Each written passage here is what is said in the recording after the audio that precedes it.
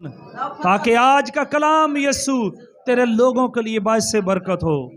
ईमानदारों के लिए ये कलाम बायस बरकत हो। इस कलाम को अपनी ज़िंदगी में ले लें खुदावन। अपने बंदा को हिकमत दे, दनाई दे, फहमत आकर पाकरू की कुदरत के वसीला से खुदावन अपने बंदा के वसीला से कलाम कर। हम अपने आप को खाली कर देते हैं खुदावन, सारा जलाल तेरे पाक यीशु नाम को देते हैं। इस मीटिंग का सारा कंट्रोल खुदावन यीशु तेरे ताबे करते हैं खुदावन। तू खुदावन मदाखलत कर अपने नाम से, अपने नाम की पावर से खुदावन। है खुदा अजीब काम, मोजज़ात, निशान रूनमा हो खुदावन। अपनी कुदरत को नाजिल कर। रूह के इसी भाव में खुदा के बंदा बिशप साहब को इनवाइट करेंगे कि खुदा ने जो भी उनके दिल पर बोझ रखा है कलीसिया से शेयर करें।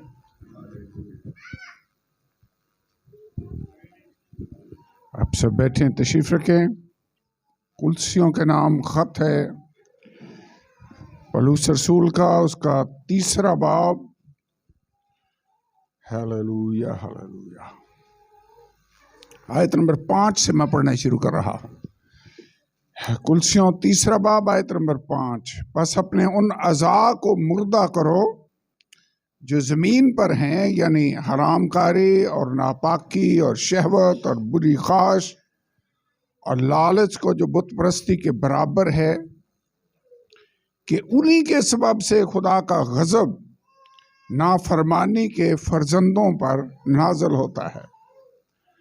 और तुम भी जिस वक्त उन बातों में ज़िंदगी गुजारते थे उस वक्त उन्हीं पर चलते थे, लेकिन अब तुम भी इन सब को, यानी गुस्सा और कहर और बदखाही और बदगोई और मुंह से गाली बकना छोड़ दो।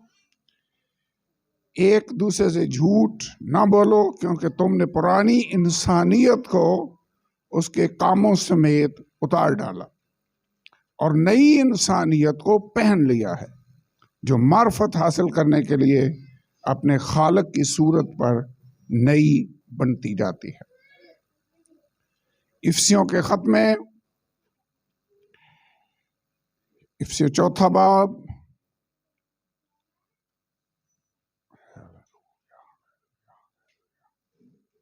आयत नंबर 22, कि तुम अपने अगले चाल चलन की उस पुरानी इंसानियत को उतार डालो जो फरेब की शहवतों के सबब से खराब होती जाती है, और अपनी अकल की रूहानी हालत में नए बनते जाओ और नई इंसानियत को पहनो। इसका मतलब है पुरानी इंसानियत को उतार डालो, नई इंसानियत को पहन लो, वो जो अकल की रूहानी हालत में नई बनती जाती है। 24वीं आयत, और नई इंसानियत को पहनो जो खुदा के मुताबिक सच्चाई की रास्तबाजी और पाकीज़गी में पैदा की गई। बस झूठ बोलना छोड़कर हर एक शख्स अपने पड़ोसी से सच बोले, क्योंकि हम आपस में एक दूसरे के उज़्व हैं। गुस्सा तो करो मगर गुनाह ना करो, सूरज के डूबने तक तुम्हारी खफगी न रहे और इब्लीस को मौका ना दो। चोरी करने वाला फिर चोरी ना करे, बल्कि अच्छा पेशा इख्तियार करके हाथों से मेहनत करे, ताकि मोहताज को देने के लिए उसके पास कुछ हो। कोई गंदी बात तुम्हारे मुंह से ना निकले, बल्कि वही जो ज़रूरत के मुआफिक तरक्की के लिए अच्छी हो, ताकि उससे सुनने वालों पर फजल हो। और खुदा के पाक रूह को रंजीदा ना करो, जिससे तुम पर मखलसी के दिन के लिए मोहर हुई। हर तरह की तलख मजाजी और कहर और गुस्सा और शोर व गुल और बदगोई, हर किस्म की बदखाही समेत तुमसे दूर की जाए, और एक दूसरे पर मेहरबान और नरम दिल हो, और जिस तरह खुदा ने मसीह में तुम्हारे कसूर माफ़ किए हैं, तुम भी एक दूसरे के कसूर माफ़ करो। यहाँ पर अगर आपने नोट किया है तो इस हवाले में यह बड़ा क्लियरली लिखा हुआ है कि पुरानी इंसानियत की चीज़ों को, उस लिबास को हमने उतारना होगा और नई इंसानियत को पहनना होगा। झूठ बोलना छोड़ना होगा, सच बोलना शुरू करना होगा। चोरी ना करे, जो चोरी करने वाला है वो चोरी ना करे। तलख मजाजी, कहर, शोरोगुल, बदगोई, ये चीजें जो आपको छोड़नी होगी। आज जिस बात पर मैं चाहता हूं कि हम थोड़ी देर के लिए गौर करें वो ये है कि कुछ चीजों को हमें 2024 जब शुरू हो रहा है तो उन चीजों को हमें छोड़ना होगा, तर्क करना होगा। कौन सी चीजें? वो चीजें जो खुदा के साथ आगे बढ़ने में रुकावट का बायस है, वो चीजें जो हमारे और खुदा के दरमियान हायल हो सकती हैं, वो काम जिनकी वजह से खुदा का गजब हम पर हो। हम चाहते हैं हमारा खुदा हमारे साथ खुश हो। मैं नहीं चाहता कोई ऐसा काम हो जिससे खुदा हमसे नाराज हो। लिखा इन्हीं कामों के सबब से खुदा का गजब उन पर रहता है। मैं उसका गजब नहीं चाहता, मैं उसकी मर्जी को पूरा करना चाहता हूं, उसकी खुशी को हासिल करना चाहता हूं। सो उन चीजों को छोड़ देना, तर्क करना जो खुदा की मर्जी के मुताबिक नहीं है। आइए दुआ करें, अपने सरों को झुकाएं और खुदा के सामने हम दुआ करना चाहते हैं। खुदावंद तो हमारी मदद कर। जब हम इस नए साल को शुरू करते हैं, ये साल खुदावंद बहालियत और बेदारी का साल बन जाए। इसमें हम पहले से बेहतर मसीही बन जाएं। हम अपने करैक्टर को बिल्डअप करना चाहते हैं, अपनी कमजोरियों पर गालिब आना चाहते हैं, उन चीज़ों को छोड़ देना चाहते हैं जो तेरे और हमारे दरमियान हायल हैं। खुदावंद तेरा शुक्र हो, तू ऐसा करने की कुदरत रखता है। हालेलुया। मदद कर खुदावंद, तू हमारे साथ हो। Hallelujah, hallelujah.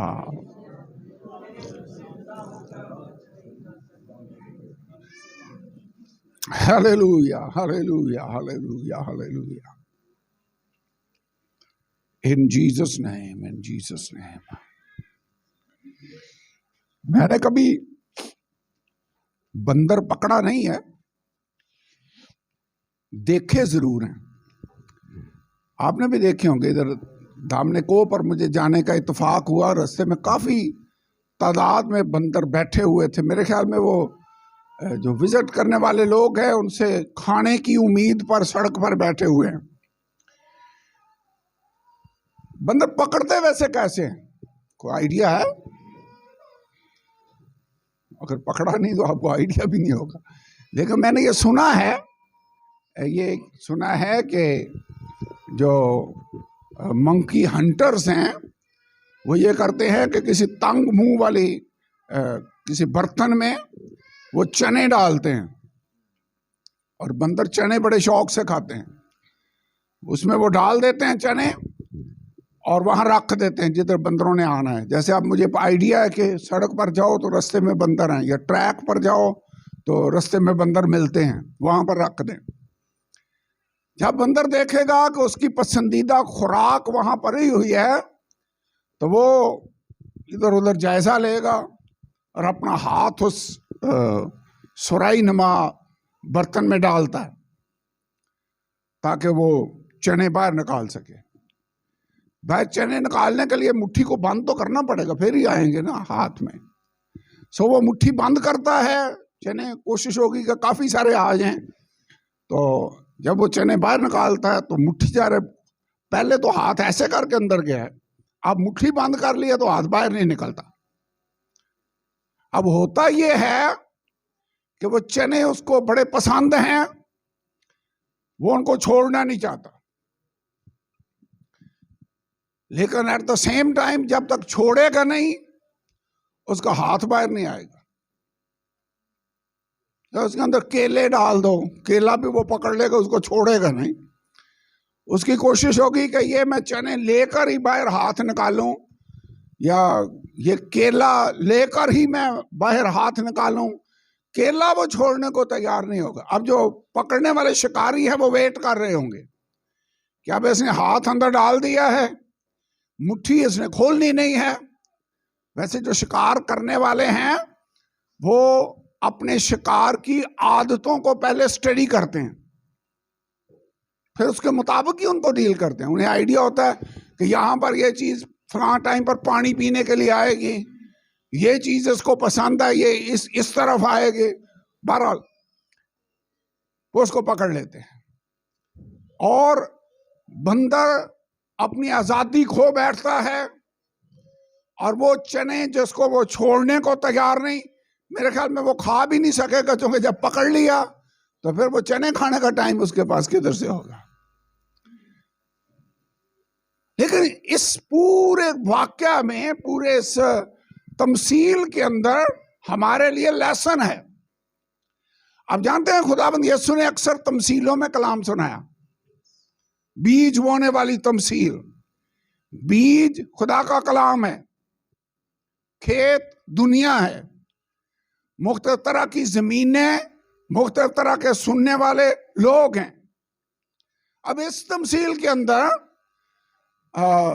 वो चीजें जो वो बंदर छोड़ने को तैयार नहीं है, मेरे ख्याल में वो ऐसे काम हैं, ऐसी आदतें हैं, ऐसी वो चीजें हैं जो हमें पसंद हैं और कितने साल हो गए हैं हमें स्ट्रगल करते हुए। हमें पता भी है कि ये काम हम करें तो फिर हमसे दुआ नहीं होगी, ये काम करें तो खुदा की हजूरी हमसे जुदा हो जाएगी, लेकिन फिर भी वो हमें पसंद है, हम उनको छोड़ने के लिए तैयार नहीं है। तो यहां पर बंदर हमारी तमसील है और चने उन कामों की तमसील हैं जो हम छोड़ने को तैयार नहीं हैं। और रिजल्ट ये निकलता है कि उनको ना छोड़ने के नतीजा में वो बंदर कैदी बन जाता है, अपनी आजादी खो बैठता है और जो वो करना चाहता है अपनी मर्जी से कि कभी इस दरख्त से उधर छलांग, बाद में ऐसे कर सकेगा, फिर नहीं कर सकता, आजादी खत्म। मैं आपको बताना ये चाहता हूं कि जिंदगी के अंदर, इस दुनिया में बहुत से ऐसे काम हैं जो हमारे और खुदा के दरमियान रुकावट का बायस हैं, लेकिन हमारी प्रॉब्लम यह है कि हम उन कामों को छोड़ने के लिए तैयार नहीं हैं।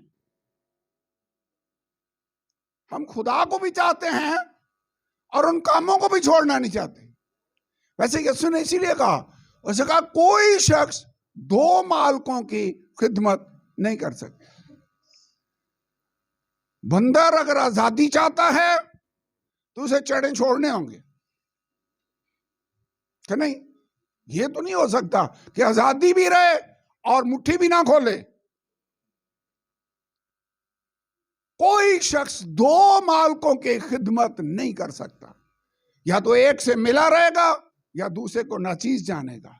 तुम खुदा और दुनिया दोनों की खिदमत नहीं कर सकते, दोनों को एक साथ इकट्ठा नहीं रख सकते हो। वैसे हमारा इंतखाब आज क्या है? क्या हम दुनिया से मोहब्बत रखना चाहते हैं या अपने खुदा से मोहब्बत रखना चाहते हैं? इसलिए आज इस सारी स्टडी के दौरान अगर आपको समझ आ जाए कि मेरे साथ ये तो कलाम हो रहा है, मैं अपनी जिंदगी में ये चीज जो रुकावट का बायस है उसको छोड़ नहीं रहा, तो मुझे इस 2024 के अंदर उसे छोड़ने के लिए तैयार होना होगा। अब आगे बढ़ना चाहते हैं, अब आजाद होना चाहते हैं, फिर कुछ चीजों को हमें उतार कर फेंकना होगा और नई इंसानियत को पहन लेना होगा। इसके बगैर काम नहीं चलेगा। पुरानी इंसानियत को रखते हुए आप नई नेचर को पहन नहीं सकते, उसे उतारना होगा, नई को पहनना होगा। ऐसे ही है। अलीशा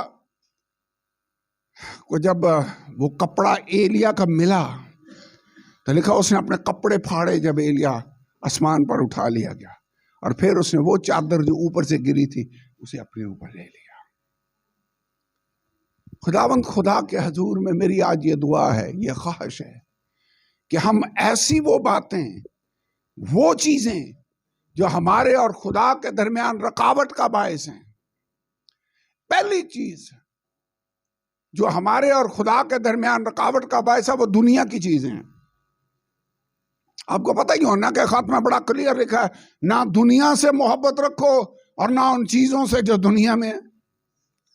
जो कोई दुनिया से मोहब्बत रखता है उसमें खुदा की मोहब्बत नहीं, बड़ा क्लियर लिखा हुआ है।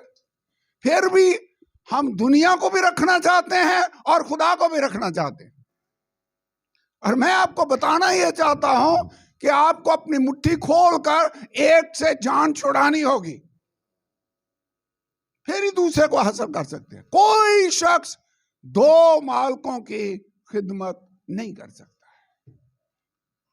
अगर आप कोशिश कर रहे हैं ना कि ये भी रहे और ये भी रहे, ऐसा नहीं हो सकता। आज हमें यह डिसीजन करना होगा कि खुदाबंद मैं तेरे पीछे चलना चाहता हूं। कोई भी चीज जो मेरे और तेरे दरमियान हायल हो रही है, खुदावंद मैं उसको छोड़ने के लिए तैयार हूं, फिर आप आगे बढ़ सकते हैं। इसके बगैर आप आगे नहीं बढ़ सकते हैं। खुदावंद यीशु ने तो यहां तक कहा है कि मेरे और तेरे दरमियान जो मोहब्बत है, किसी और इंसान की मोहब्बत या किसी और चीज की मोहब्बत उससे ज्यादा नहीं हो सकती। याद है पिछली दफा मैंने बताया था सबसे पहला और बड़ा हुक्म कौन सा है? खुदावंद अपने खुदा से अपने सारे दिल, सारी जान, सारी ताकत, सारी अकल से मोहब्बत रखनी है। इस दिल के अंदर खुदा के सिवा किसी और के लिए जगह नहीं है। इवन क्लोजेस्ट रिश्तेदार भी, उनसे भी अगर आप खुदा से बढ़कर मोहब्बत रखते हैं, यीशु ने कहा वो मेरे लायक नहीं है। बढ़िया है, अगर कोई अपने बाप या मां या बेटे या बेटी या बीवी या किसी भी रिश्ते को मुझसे बढ़कर अजीज रखता है, तो वो मेरे लायक नहीं है। अगर कोई मेरे पीछे आना चाहे तो अपनी सलीब उठाए, अपने खुदी का इनकार करे और मेरे पीछे हो ले। आप ऐसे हमेशा की जिंदगी चाहते हैं? नए साल पर हमने जिस बात पर गौर किया था, पता नहीं आपको याद है या नहीं, लेकिन मुझे याद है कि खुदा का प्लान मेरे लिए 2024 में क्या है। हमने अपने आप से यह सवाल किया था कि खुदाबंद तू क्या चाहता है कि मैं इस साल के अंदर तेरे लिए करूं। मैं अपनी जिंदगी तेरे लिए डेडिकेट करता हूं और तेरी मर्जी को मैं जानना चाहता हूं, तुझे मैं फॉलो करना चाहता हूं। और खुदा का हर आदमी की जिंदगी के लिए इस साल के अंदर मंसूबा है। वो चाहता है कि मेरा बच्चा ये काम करे। अब उन कामों को करने में, खुदा के मंसूबा के पूरा होने में जो जो चीजें रुकावट का बायस हैं, उनको हमें दूर करना होगा, दूर करना होगा, उनसे जान छुड़ानी होगी। हम कई दफा वो छोड़ने को तैयार नहीं और फिर सोचते हैं खुदा के साथ मैं उस तरह से नहीं, मेरी मसा आ रहा जैसे होना चाहिए। पता वजह क्या? मुट्ठी नहीं खोल रहे। जानते हैं अगर मुट्ठी नहीं खोलेंगे, वो सुराही आपके हाथ उसमें फंसा हुआ है, तो आप दरख्तों पर छलांगे मार सकेंगे, एक दरख्त से दूसरे दरख्त में जा सकेंगे। अपनी जिंदगी, नॉर्मल जिंदगी जैसे बंदर गुजारता है वैसे गुजार सकेंगे? नहीं गुजार। क्यों? क्योंकि उसने हाथ उसके अंदर डाला हुआ है और वो किसी भी कीमत पर उसे खोलने के लिए तैयार नहीं है। आज मैं चाहता हूं हम ये फैसला कर लें कि खुदाबंद मुझे जांच, मुझे आजमा, देख, जो जो मेरी जिंदगी में चीजें तेरे और मेरे दरमियान हायल हैं, हर वो चीज जिसे मैं शायद तुझसे ज्यादा प्यार करता हूं, उसे अव्वल दर्जा दे रहा हूं, खुदावंद मुझ पर वो जाहिर कर। मैं उसे दूर करना चाहता हूं और तुझे अपनी जिंदगी में अव्वल दर्जा देना चाहता हूं। कई दफा लोग अपनी नौकरी को खुदा से आगे रखते हैं। अगर आपकी नौकरी खुदा के और आपके दरमियान हायल हो रही है, तो हमें फिर फैसला करना होगा। एक को चुनना होगा, दूसरे को छोड़ना होगा। तुम आज ही चुन लो। उसने किसकी प्रस्तिश करोगे, बाल की या खुदावंद की? दोनों में से एक को चुनना होगा। पिलातूस ने यीशु को लोगों के सामने रखा और कहा कि बराबा को भी साथ खड़ा कर दिया। कहा किसे चाहते हो कि मैं तुम्हारे लिए छोड़ दूं, बराबा को या यीशु को? लोगों को चुनना था, किसको चाहते हैं। कब तक दो ख्यालों में डावाडोल रहोगे? आइए आज ये फैसला कर लें कि खुदावंद मेरा डिसीजन ये है, जैसे यशवा ने कहा अब रही मेरी और मेरे घराने की बात, हम तो खुदावंद अपने खुदा की खिदमत करेंगे। मेरा डिसीजन ये है। आज आपका क्या डिसीजन है? क्या आपका डिसीजन है कि खुदावंद मैं तेरे साथ चलना चाहता हूं और मैं किसी भी चीज को, किसी रिश्तेदार की मोहब्बत को, किसी दुनिया की चीज की मोहब्बत को तेरे और अपने दरमियान हायल नहीं होने देना चाहता। पैसे की मोहब्बत, ये भी बड़ी स्ट्रांग चीज है, पैसे की मोहब्बत। इसलिए लिखा love of money is the root of all evil. कई लोग पैसे की मोहब्बत में अपना शौहर छोड़ देते हैं, नौकरी नहीं छोड़नी, बंदा छाड़ देंगे।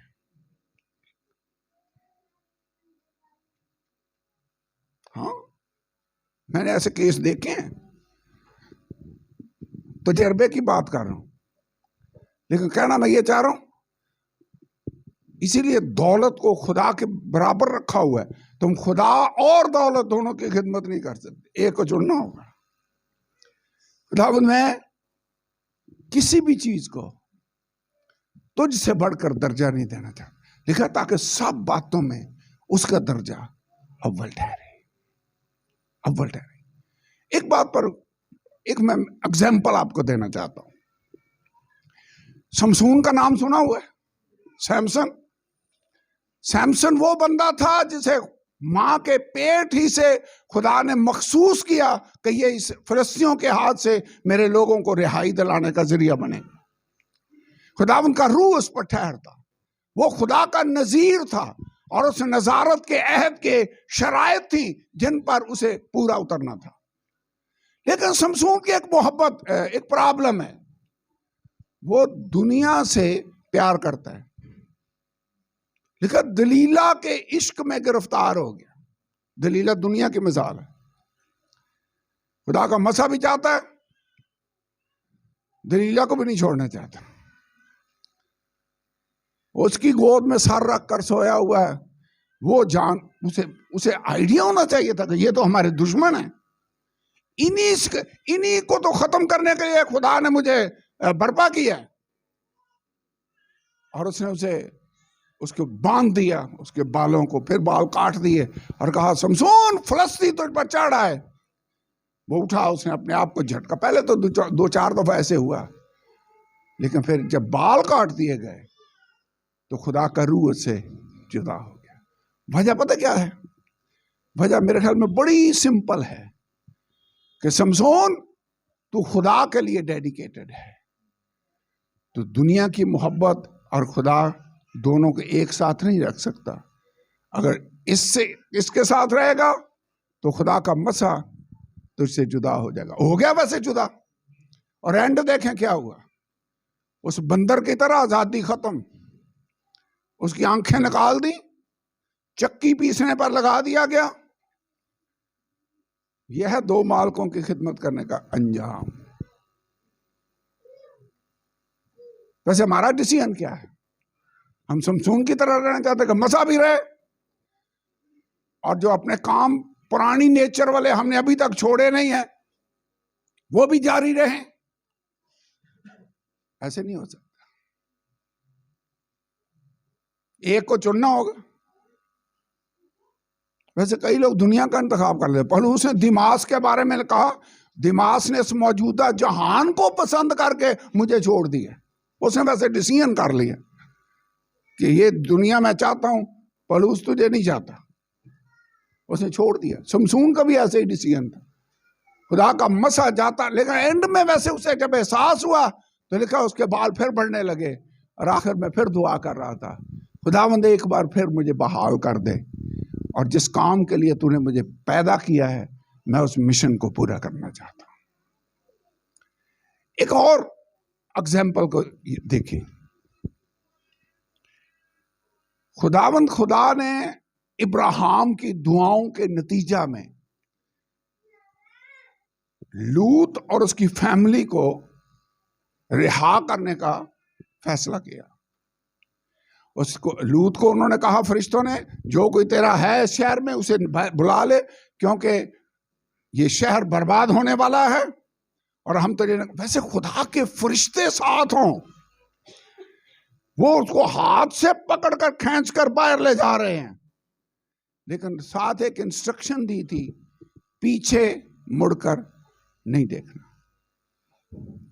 लूत की बीवी ने पीछे मुड़कर देखा। वैसे यीशु ने ये पूरा वाकया बयान किया लूका के अंजील में, उसने 2-3 ही फिक्रे कहे, लूत की बीवी को याद रखो, बस। तफसील नहीं बताई, तफसील हमें वैसे ही पता है। लूत की बीवी को याद रखो। क्या उसका मसला था? सदूम की मोहब्बत उसके अंदर से निकली नहीं थी पूरी तरह। जाना भी चाहती है, बाहर भी निकलना चाहती है, लेकिन सदूम भी याद आ रहा है। वैसे हमें चुन लेना चाहिए कि सदूम चाहते हो या आजादी चाहते हो। क्या चाहते हैं? हम आजादी चाहते हैं। कौन सी चीज है जो आपके और खुदा के दरमियान रुकावट का बायस है, जो हाइल है, जो रुकावट का बायस है, जो आपको आगे बढ़ने से रोक रही है? खुदावंद, आज मैं अपनी जिंदगी पर निगाह करना चाहता हूं और उन चीजों को अपनी जिंदगी से दूर करना चाहता हूं। एक आयत पढ़े और फिर हम थोड़ी देर के लिए दुआ करें। ज़बूर की किताब, ज़बूर नंबर 139। ऐ खुदा, तू मुझे जांच और मेरे दिल को पहचान। जांच का मतलब है सर्च मी, अंग्रेजी में लिखा हुआ है, सर्च माय हार्ट। सर्च जब करते हैं तो बड़ी तेज लाइट मारकर पूरे कोने सारे देख रहे होते हैं, सर्च कर रहे हैं। सर्च करते देखा ना? खुदावन, तू मेरे दिल को सर्च कर, पूरा तलाश। ऐ खुदा, मेरे जांच, मेरे दिल को पहचान, मुझे आजमा और मेरे ख्यालों को जान ले, और देख कि मुझ में कोई बुरी रवश तो नहीं। आखिरी आयत मैं पढ़ रहा हूं, 139 उसकी 23वीं आयत से मैंने पढ़ना शुरू किया। ऐ खुदा, तू मुझे जांच, मेरे दिल को पहचान, मुझे आजमा और मेरे ख्यालों को जान ले, और देख कि मुझ में कोई बुरी रवश तो नहीं, और मुझको अबदी राह में ले जा। आज मैं ये दुआ करनी होगी कि खुदावन, मेरे अंदर सर्च कर और देख कोई ऐसी बात तो नहीं जो मेरे आगे बढ़ने से रोक रही है, जो तेरे और मेरे दरमियान हाइल है। कोई ऐसा ख्याल, ऐसी बातें। खुदावन, कई दफा हमें भी नहीं पता होता हमारे अंदर क्या क्या छुपा हुआ है, मौका आने पर वो निकलता है। लेकिन खुदा जब टेस्ट करता है ना, इसीलिए उसने कहा मुझे आजमा। जब टेस्ट होता है तो फिर चीजें बाहर आ जाती, फिर पता चलता अंदर क्या क्या था। टेस्ट खुदा वैसे कई दफा हमें टेस्टों में से गुजारता है। खुदावन, मुझे जांच, मुझे आजमा, मुझसे कलाम कर। कौन सी वो चीज है जिसे मैं तुझसे ज्यादा प्यार कर रहा हूं? कौन सी वो चीज है जो मुझे आगे बढ़ने से रोक रही है? कई लोगों को सिगरेट ही नहीं उनसे छूटते, कई लोग शराब नहीं छोड़ पाते। चाहते हैं खुदा को भी टाइम दें, खुदा के साथ भी आगे बढ़ें, लेकिन वो चीज उनके लिए ऐसे ही है जैसे पकड़ी हुई है और छोड़ने को रेडी नहीं है। कई लोगों की झूठ प्रॉब्लम है, झूठ ऐसे बोलते हैं जैसे बड़ी रवानी के साथ, और कई लोग तो ऐसे कॉन्फिडेंस से झूठ बोलते हैं कि सुनने वाला परेशान हो जाता है कि लगता है बिल्कुल सही गल ही कर रहे हैं। अगला बंदा शर्मिंदा हो जाता है कि यार मैं ऐसे कह रहा था, ये तो लगता है सही कह रहा है। ऐसे कॉन्फिडेंस के साथ झूठ बोलते हैं लोग। यहां पे लिखा झूठ बोलना छोड़कर सच्चाई की तरफ हमने जाना हो। कौन सी चीज है जो मेरे और मेरे खुदा के दरमियान हायल हो रही है? किसी भी चीज को मैं खुदा से बढ़कर प्यार नहीं करना चाहता। आगे लिखा है जैसे खुदा ने मसीह में तुम्हारे गुनाह माफ किए, तुम भी एक दूसरे के कसूर माफ करो। कई लोग हैं जिनके लिए माफ ना करना रुकावट का बायस बन जाता है। हमने बाइबल स्टडी की थी, दुआ में रुकावटें आ जाती हैं। कई चीजें हैं जो हमारे और खुदा के दरमियान हायल हो जाती हैं। अगर मैं बदी को अपने दिल में रखता तो खुदा मेरी ना सुनता, रुकावट बन गई। अगर मुआफ नहीं करोगे तो आसमानी बाप तुम्हें भी मुआफ नहीं करेगा। मुआफ ना करना रुकावट बन जाएगी। तो चाहे किसी ने कुछ भी किया है, कोई भी कसूर किया है, अगर खुदा ने हमें मुआफ किया है तो हमें भी औरों को मुआफ करना होगा। कई दफा ना मुआफ करने वाला जो रवैया है, ये आपको खुदा के साथ आगे नहीं बढ़ने देता।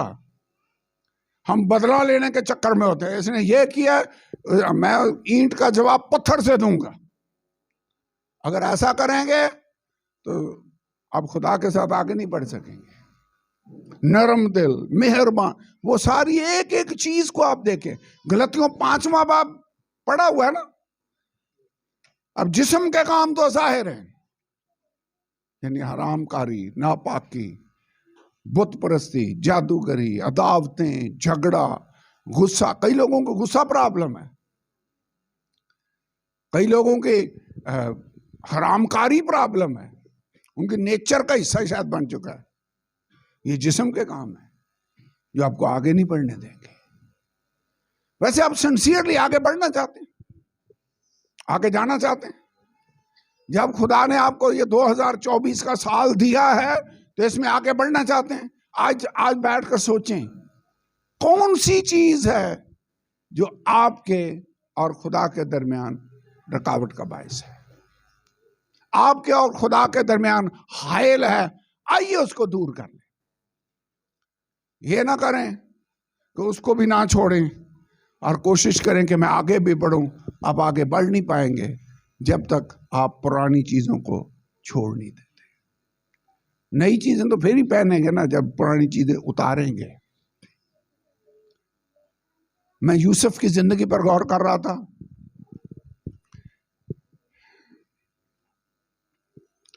यूसुफ जब अपने बाप के घर में था, उसके बाप ने उसे बड़ा अच्छा ड्रेस बनवा कर दिया हुआ था। क्या लिखा बाइबल में? मुख्तलिफ रंगों की कुबा, चोगा, डिफरेंट कलर्स का, मल्टी कलर उसके बाप ने उसे बनाकर दिया हुआ था। लेकिन आप जानते हैं, इसके बाद जब उसके भाइयों ने उसे बेच दिया गुलाम होने के लिए, तो इससे पहले के वो गुलाम होने के लिए बेचा जाता, उसके भाइयों ने उसका वो चोगा उतार लिया, उसे खून में डिप किया और उसके बाप को दिखाया कि तेरा बेटा पता नहीं किसी जानदार ने खा लिया है, ये उसका कोट देख, वही है। धोखा दे रहे थे, लेकिन वो उतारा। अब उसके पास कौन सा ड्रेस है? गुलामों वाला ड्रेस है। अब तो गुलाम है ना। जब उस गुलामी में काफी साल गुजर गए, पोतीफर की बीवी ने उसे उस पर जब इल्जाम लगाया तो बाइबल के अंदर लिखा है यूसुफ को जेल में भेज दिया गया। वैसे जेल वालों का अपना ड्रेस नहीं होता। अब जेल का ड्रेस पहनाने के लिए पोतीफर के घर का ड्रेस तो उतारा ही होगा। अब नया ड्रेस उसको मिल गया। अब वहां जेल के कपड़े पहनकर, फिर उसके ऊपर शायद लिखा हो कैदी नंबर 704 या पता नहीं, आई डोंट नो, जो भी उसका नंबर होगा 420 आई डोंट नो, जो भी नंबर लिखा है। लेकिन खुदा ने जब उसको सरफराज किया, उसने ख्वाबों का मतलब बयान किया, तो साकी और नानपोस दोनों के ख्वाबों का मतलब उसने बताया। बाद में फराउन ने ख्वाब देखे, तो वो जिसका जेल में ख्वाब का मतलब बताया था, उसने फराउन के सामने तारीफ की कि जेल में एक आदमी है जो ख्वाबों का सही मतलब बताता है। बाइबल के अंदर लिखा है, फराउन ने कहा उसको लाया जाए, लेकिन फराउन के सामने जाने से पहले लिखा उसका कैदियों वाला ड्रेस उतारा गया, उसको उसकी शेव की गई, उसको नहलाया धुलाया गया। मुझे लगता है उसको नई जूती भी पहनाई होगी, आई डोंट नो क्या किया होगा। लेकिन बादशाह के सामने जब पेश करना है तो अब कैदियों वाला हुलिया नहीं है, बल्कि मुअज़्ज़ज़ लोगों वाला हुलिया है। और फिर जब उसने ख्वाब बयान किए, फराउन ने कहा इसमें तो खुदा की हिकमत लगती है। फौतीफर ने भी देखकर कहा था खुदा इसके साथ है, क्योंकि जिस काम को ये हाथ लगाता है खुदा इसमें उसे बरकत देता है। वैसे ये अच्छी बात नहीं कि दुनिया के लोग देखें और कहें कि खुदा इसके साथ है। हमारी ये टेस्टिमोनी होनी चाहिए, हमारी ये गवाही होनी चाहिए। फराउन भी कहने पर मजबूर हो गया कि इसमें तो मुकद्दस इलाहों की रूह लगती है। उसने कहा इसको शाही खिलत पहनाई जाए। शाही खिलत पहनानी है तो फिर उसके कपड़े उतार कर शाही खिलत पहनाई गई, ड्रेस चेंज हो गया, अब वो शाहाना लिबास पहने हुए है। यहां पर मैंने पढ़ा है, मैं इस आयत को फिर दोबारा पढ़ता हूं और फिर हम दुआ करते हैं। यहां पे लिखा हुआ है पुरानी नेचर की चीजों को उतार फेंको। इफिसियों चौथा बाब और आयत नंबर 22। और तुम अपने अगले चाल चलन की उस पुरानी इंसानियत को उतार डालो। पुरानी इंसानियत की बातें उतार। वैसे यीशु ने भी यही कहा, जिस्म को मसलूब करना है। मैं इस बदन को मारता और कूटता और उसे काबू में रखता हूं। इस नेचर के कामों को उतार फेंकना है। लिखा पुरानी इंसानियत को उतार डालो जो फरेब की शहवतों के सबब से खराब होती जाती है, और 24 आयत में लिखा है नई इंसानियत को पहन लो। जैसे यूसुफ के ड्रेस चेंज होते रहे ना, मेरे ख्याल में इस 2024 के अंदर साल ही नया ना हो हमारा ड्रेस भी बदल जाए। पुरानी चीजें जाती रहें, देखो सब नई हो जाए।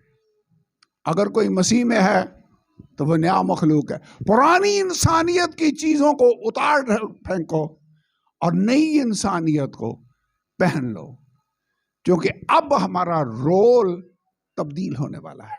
वैसे यूसुफ का जब भी रोल चेंज हुआ तो उसका ड्रेस भी चेंज हो गया। मुसरफ बेटा वैसे जब सूर चरा रहा है तो उसका ड्रेस और है, फटा पुराना, जूतियां भी फटी हुई होंगी, पता नहीं।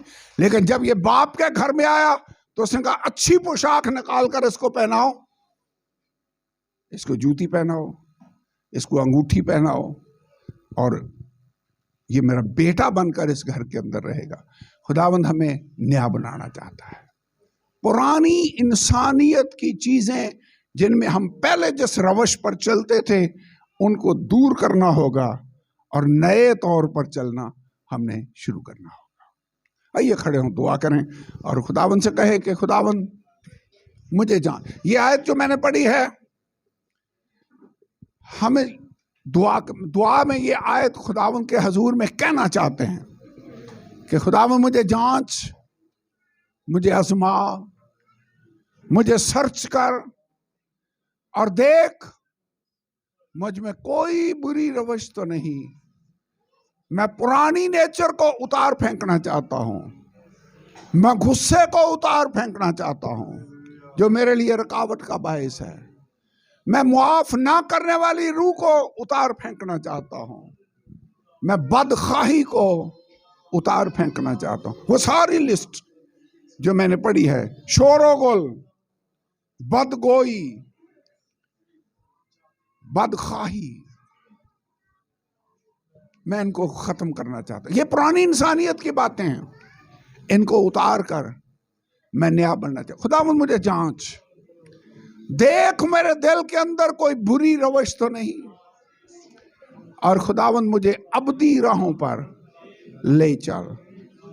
मैं तेरी राहों पर चलना चाहता हूं, मैं तेरी राहों को फॉलो करना चाहता हूं। सब दुआ करें, मेरी रिक्वेस्ट है, अपनी आवाज को बुलंद करें, और आज हमने अपने अपने लिए दुआ करनी है।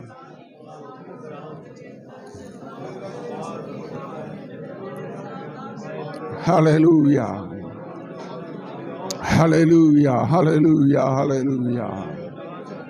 In the name of Jesus, in the name of Jesus. इसको praise